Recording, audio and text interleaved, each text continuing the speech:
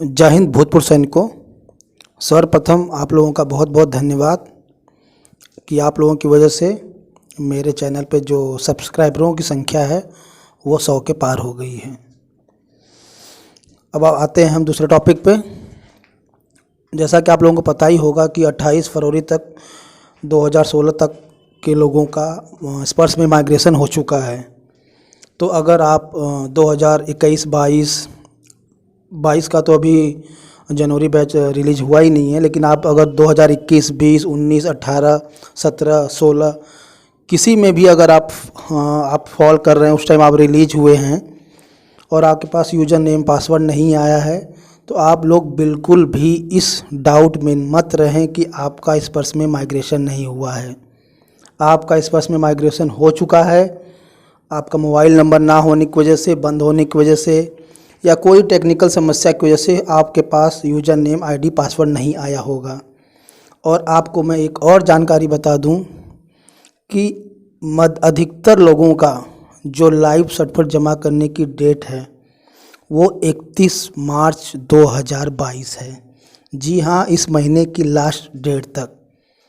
तो सबसे ज़रूरी चीज़ क्या हो जाता है कि जिनको आया उन्होंने तो लॉगिन करके सब कुछ ये कर लिया होगा, लाइव सर्टिफिकेट जमा भी कर लिया होगा, लेकिन बहुत से ऐसे लोग होंगे जिनको ना आईडी आया ना पासवर्ड आया।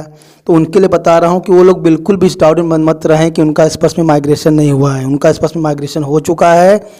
तो आप अगर इस सन के अंदर आते हैं, रिलीज हुए हैं, रिटायर हुए हैं, तो बिल्कुल आप नोडल अफसर से कांटेक्ट करें। किसी भी तरह से अपना स्पर्श का पीपीओ नंबर पहले जानें और जाके तुरंत साइबर कैफ़े में डिजिटल लाइव सर्टिफिकेट जमा करें। वहाँ उसको स्पर्श का पीपीओ बताएं और पीडीए और सैंक्शन अथॉरिटी में पीसीडीए इलाहाबाद और पीसीडीए स्पर्श सेलेक्ट करवाएं और लाइव सर्टिफिकेट जमा करें।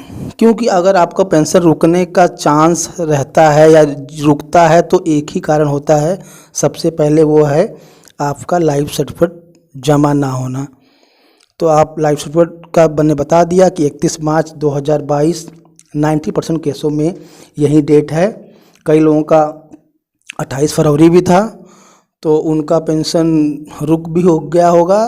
तो आप लोग देख लीजिए अपने हिसाब से आपको क्या करना है।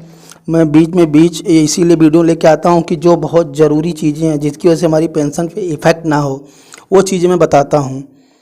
और मैं पर्सनली पीसीडीए इलाहाबाद विजिट कर चुका हूँ। एक बार नहीं, 2 बार 3 बार मैंने विजिट किया है। मेरी पर्सनल कुछ ग्रीवेंस थी। कुछ लोगों का पेमेंट जो है कम आ रहा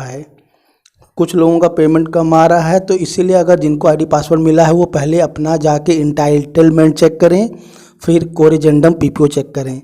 पुरानी पीपीओ से मिलाएं कि आपको जो सैंक्शन अमाउंट हुआ था, सर्विस पेंशन या डिसेबिलिटी पेंशन या फैमिली पेंशन, तो आप उसको चेक करें कि मेरा जो अमाउंट है वो दोनों मैच हो रहा है कि नहीं मैच हो रहा है तो उसके लिए आप वहाँ पे ग्रीवेंस डालें। कई लोगों का डाटा अपडेट आरओ ने नहीं किया, रिकॉर्ड ऑफिस ने नहीं किया है। जैसे मेरे केस में ही आरओ ने डाटा को सही से अपडेट नहीं किया। जो मेरी पे डिटेल्स है उसमें उन्होंने पे लेवल, पे इन मैट्रिक्स और क्लासिफिकेशन पे, एवरेज पे, लास्ट पे, ये सब कुछ अपडेट नहीं किया है, जिसकी वजह से जो मेरा कोरिजेंडम पीपीओ है वो जनरेट हुआ है तो उसमें सर्विस पेंशन और डिसेबिलिटी पेंशन दोनों ही कम हो गई है, क्योंकि फार्मूला उस पर अप्लाई हुआ ही नहीं है। तो बहुत सारे लोगों का पेंशन भी कम आ रहा होगा। तो कुछ लोग सोच रहे होंगे कि मेरा डीए नहीं आया, या कुछ लोग सोच रहे होंगे कि मेरा पेंशन क्यों सैंक्शन हो गया। तो आप चेक कीजिए, अगर ऐसा है तो आप वहाँ ग्रीवेंस में डालिए। वो ग्रीवेंस आपके रिकॉर्ड ऑफिस में फॉरवर्ड होगी। और कोशिश कीजिए कि रिकॉर्ड ऑफिस को आप लेटर बनाएं या बाय मेल या आप थ्रू फ़ोन या लाइजन करके आप कांटेक्ट करें कि भैया मेरे को ओरिजिनल पीपीओ में ये प्रॉब्लम है, मेरा पहले सैंक्शन पेंशन इतना था, अब पेंशन मेरा इतना कम है, क्योंकि आपने मेरा जो डिटेल्स आपने भेजा है पीसीडीए को वो सही नहीं भेजा है। आप व्यू प्रोफाइल में जाके अपनी पूरी डिटेल्स देख सकते हैं, क्योंकि पे की जो डिटेल्स है वो मैनेज प्रोफाइल में नहीं आती, वो आपके पीडीवी डाटा के दौरान ही आता था और उसमें भी आप कुछ नहीं कर सकते थे क्योंकि वो रीड मोड ऑनली था। तो ये एक कारण है पेंशन कमाने का। तो ये सब चीज़ें आप करते रहिए, लेकिन सबसे ज़रूरी जो मैं बार बार वीडियो बना के रिपीट कर रहा हूँ कि अपना डिजिटल लाइफ सर्टिफिकेट जमा कीजिए। जिनके पास डिवाइस है वो घर में बैठ के मोबाइल से और लैपटॉप कंप्यूटर से कर सकते हैं, नहीं तो नज़दीकी साइबर कैफ़े जाइए, उनको बताइए, वो जनरेट कर देंगे। तो एक बार दोबारा मैं बोल रहा हूँ कि जो लोग रिटायर हो चुके हैं, रिलीज हो चुके हैं और 17, 18, 19, 20 किसी में भी फॉल करते हैं, 16 में करते हैं, तो वो बिल्कुल इस डाउट में मत रहें कि उनका इस पर्स में माइग्रेशन नहीं हुआ है। हमारी तो पेमेंट थ्रू नेफ्ट आ ही रही है और आती ही रहेगी। बिल्कुल नहीं, आपका जो ग्रेस पीरियड मिला है 2 महीने 3 महीने का, वो इसीलिए मिला है कि आप इस दौरान अपना लाइफ सर्टिफिकेट जमा कर लें। आप जमा कर देंगे तो कंटिन्यू रहेगी और नहीं करेंगे तो रुक सकती है, होल्ड हो सकती है। फिर आप बाद में जो करेंगे तो बाद में वो सब कुछ एक साथ ऐड होके आ जाएगा, लेकिन बीच में ड्यूरेशन जो है वो गैप हो जाएगा, बीच में एक ब्रेक हो जाएगा, तो आपको सफ़र करना पड़ेगा।